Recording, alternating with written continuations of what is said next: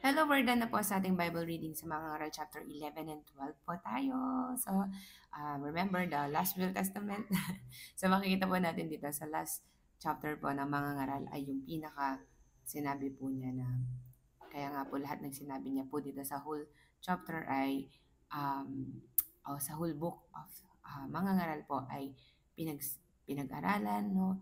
At talagang sinuri po. But the last uh, yun nga po, the last words, no, especially sa verse 13 po, ay yung pinakamahalagang bagay.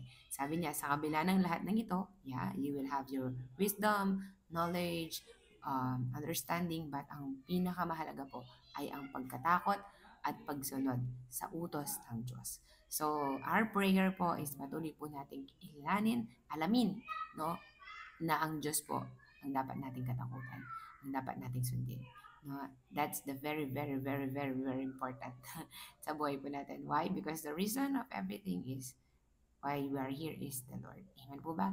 So that's my highlight po and I hope po na bless po tayo and let's continue to meditate and read the Word of God every day po. So that, again po, yun po yung sabi niya, ito yung mga katotohanang magpapalaya sa atin. Sa mga iniisip, effort natin na ginagawa, everything, lahat po yan ipagsusulit natin sa Diyos. But we need to understand, He is the reason why we are here. So we must obey and trust and fully fear the Lord. God bless po.